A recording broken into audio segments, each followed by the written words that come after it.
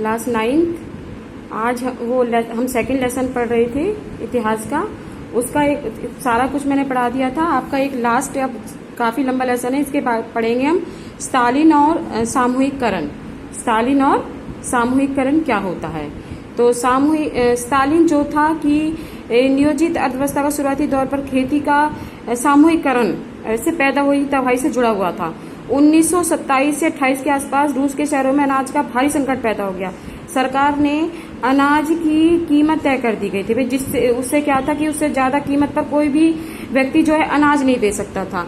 लेकिन किसान उस कीमत पर अपने अनाज को बेचने के लिए क्या थे, राजी नहीं थे। वो ये चाहते थे कि भाई हमें अपने ही उतने पैसे मिले, लेकिन किसान उस कीमत पर अनाज को बेचने के लिए तैयार नहीं थे। लेकिन लेनिन के बाद पार्टी की कमान जो है उन्होंने संभाल ली। किसने? स्टालिन लेनिन ने स्थिति से निपटने के लिए कदम उठाया। उन्हें लगता था कि भाई अमीर किसान और व्यापारी कीमत बढ़ाने की उम्मीद में अनाज नहीं बेच रहे हैं। स्थिति पर काबू पाने के लिए सट्टेबाजी पर अंकुश लगाना और व्यापारियों के पास जमा अनाज को जब्त करना जरूरी है।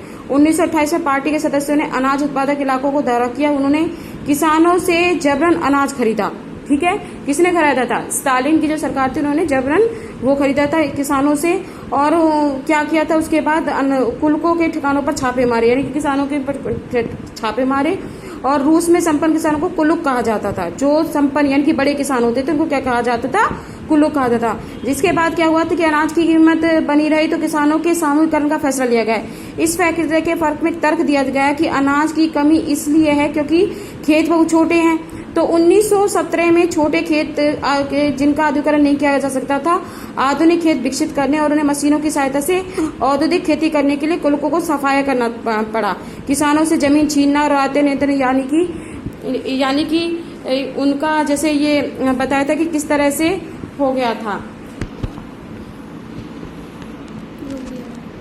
मैंने कहा देखो हो गया, शायद मैंने स्टार्ट कर दिया था। हाँ, स्टार्ट है ना?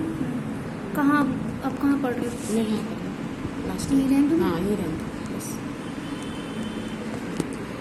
इसी के बाद जो स्टालिन था उसने सामूहिक कार्यक्रम शुरू करा। 1929 से पार्टी में सभी किसानों को सामूहिक खेतों पर काम करने का आदेश जारी कर दिया। ज्यादातर जो जमीन और साजो सामान जो सामूहिक खेतों के स्टालिन को सौंप दिया गया। इसी सभी किसान सामूहिक खेतों पर काम करते थे और कर्म खोज के मुनाफे को सभी किसानों के बीच बांट दिया गया था।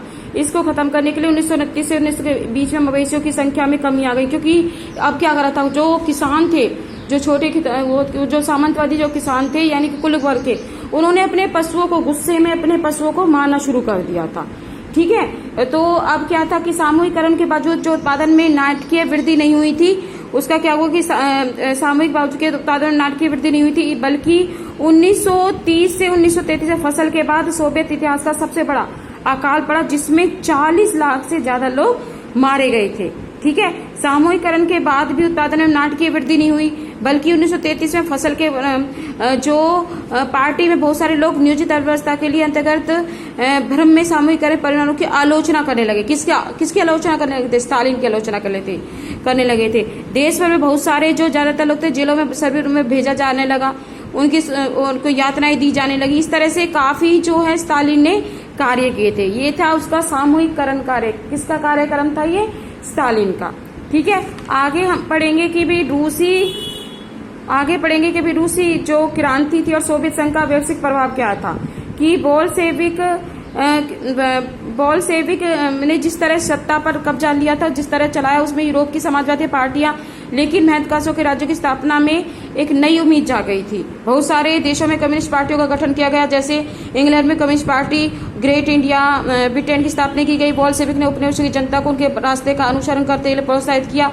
सोवियत संघ के अलावा बहुत सारे देशों के प्रतिनिधियों ने कॉन्फ्रेंस ऑफ द पीपल, ठीक है, पीपल और विदेशियों को सोवियत संघ की कम्युनिस्ट यूनिवर्सिटी वर्कर्स की शिक्षा दी। जब दूसरा विश्व युद्ध शुरू हुआ था तो सोवियत संघ की वजह से समाजवाद का एक वैश्विक पहचान और हैसियत मिल चुकी थी।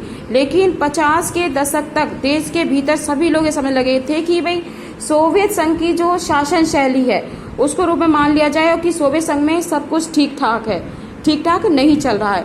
एक पिछड़ा हुआ देश महाशक्ति बन चुका था, इसलिए उद्योग और खेती विकसित हो चुके थे। गरीबों को भोजन मिल रहा था, लेकिन वहां के नागरिकों को तरह तरह की स्वतंत्रताएं नहीं दी जा रही थी।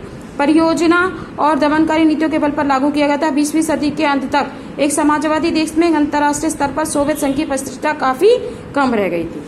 ये लेसन आपका कंप्लीट हो गया है। इसके क्वेश्चन आंसर आपको करने आपके पेपर में यूनिट टेस्ट होंगे, उसमें मैंने जितना भी सिलेबस आपको कराया है उसके शॉर्ट मल्टी चॉइस क्वेश्चन आएंगे, इसलिए जितना मैं लिखवा रही हूँ उसमें से आपको शॉर्ट क्वेश्चंस भी याद करें। क्वेश्चंस के बीच में जो शॉर्ट क्वेश्चन, बड़े क्वेश्चनों के बीच में शॉर्ट क्वेश्चन बनता है वो भी याद करने हैं। ठीक है, आज के लिए इतना ही।